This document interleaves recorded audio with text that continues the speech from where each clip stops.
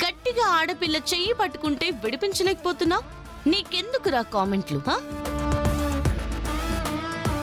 Selections కొచ్చామా, చూసుకున్నామా, వెళ్ళామా అన్నట్టుండాలి. కసంతా game మీద ఉండాలి. వచ్చి వెళ్లే వాళ్ళ మీద కామెంట్స్ చేస్తే ఏమీ రాదు. ఇలా కాళ్ళు చేతులు విరుగుతాయి. మాలాగే నువ్వు కూడా సెలెక్షన్స్ కొచ్చావు కదా అని వదిలేసా. లేదంటే ఈ పాటికి హాస్పిటల్ బెడ్ మీద ఉండేవాడివి. అర్థమైందా? మరి నేను వెళ్ళనా? మీకు ముందే చెప్పాను కదరా. ఇప్పుడు క్లారిటీ వచ్చి ఉంటుందిలే పల్లవి. పద.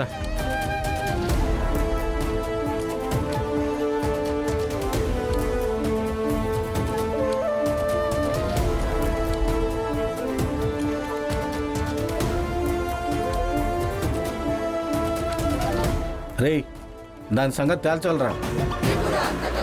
దాని సంగతి కాదురా, వాడు పార్టిసిపేట్ చేయడానికి వచ్చినట్టున్నాడుగా, వాడి సంగతే తేలుద్దాం. నీకెందుకంత ఆవేశం? సరే, వాడేదో కామెంట్ చేశాడు, తప్పే. వెంటనే కొట్టడానికి వెళ్ళిపోతావా? నేను కొట్టింది వాడు నన్ను కామెంట్ చేశాడని కాదండి, మన ముందు వేరే వాళ్ళని కామెంట్ చేశాడని. పైగా ఆ దేవుణ్ణి అవమానించేలా మాట్లాడాడు. పాపం వీళ్ళని వాళ్ళేం అనలేకపోయారు. అలాంటి వాళ్ళ దగ్గర వీళ్ళింకా రెచ్చిపోతూనే ఉంటారండి. నేను వాడిని కొడుతుంటే వాళ్ళెంత హ్యాపీగా ఫీల్ అయ్యారో చూశారు కదా. అందుకే కొట్టాను, నన్ను కామెంట్ చేశారని కాదు. పద.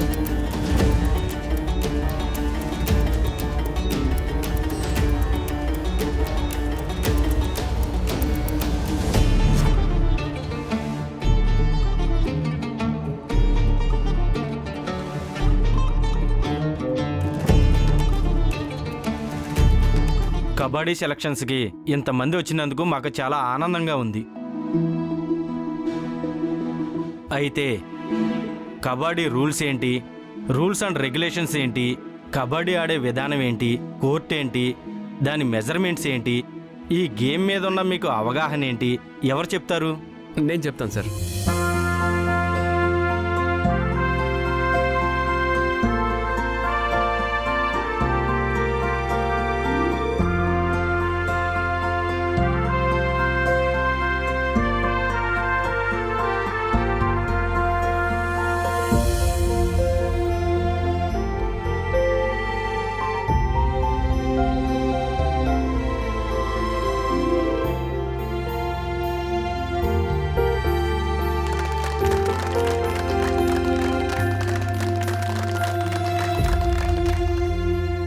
ఇప్పుడు కోర్టు ఆపోజిట్లో 7 మెంబర్స్ ఉంటారు.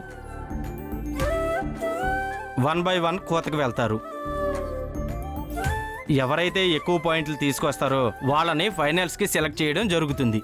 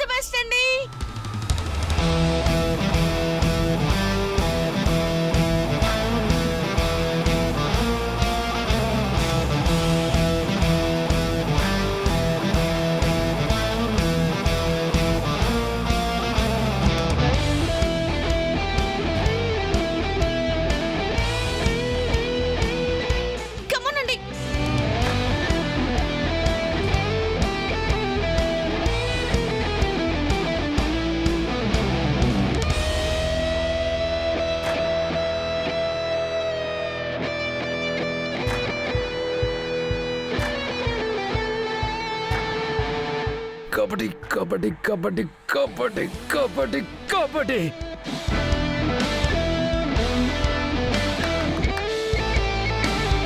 ఏమండి, కంగ్రాచులేషన్స్ అండి, మీరు సెలెక్ట్ అయ్యారు. ఖచ్చితంగా సెలెక్ట్ అవుతారండి. సెలక్షన్స్ పూర్తయ్యాయి. ఫైనల్ టీం ఎవరు అనేది కాసేపట్లో అనౌన్స్ చేస్తాను.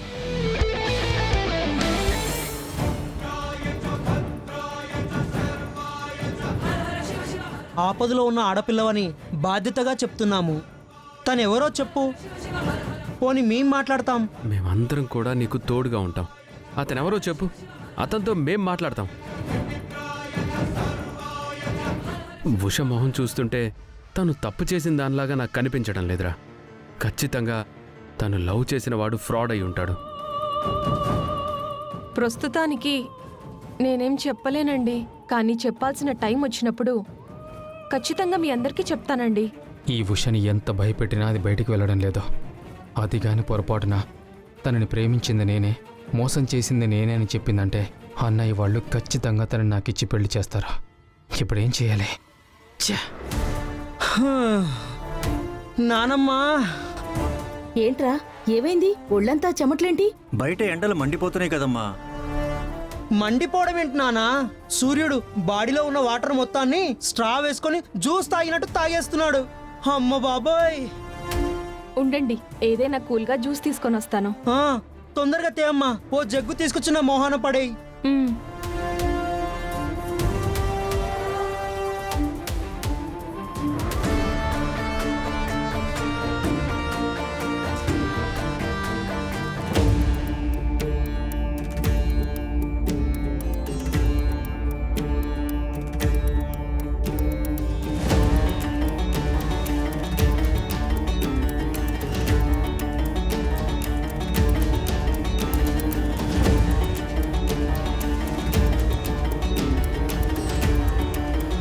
పోవే, ఇక్కడుండొద్దు అంటే నువ్వు పోలేదు.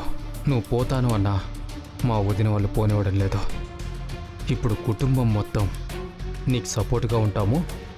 వాడెవడో చెప్తే లాక్కొచ్చి నీకు పెళ్లి చేస్తాము అని మా అన్నయ్య వాళ్ళు కూడా చెప్తున్నారు.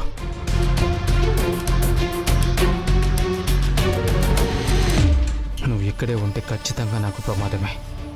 సమయం వచ్చినప్పుడు చెప్తాను అన్నావు కదా, ఖచ్చితంగా నువ్వు చెప్పినా చెప్తావే. ఇక లాభం లేదు. నేను ఇంట్లో నుంచి బయటికి వెళ్ళడం అవ్వటం లేదు కాబట్టి ఇంకా గంటడాలు కాదు, ఏకంగా పైకి పంపితేనే నాకు ప్రాబ్లం ఉండదు.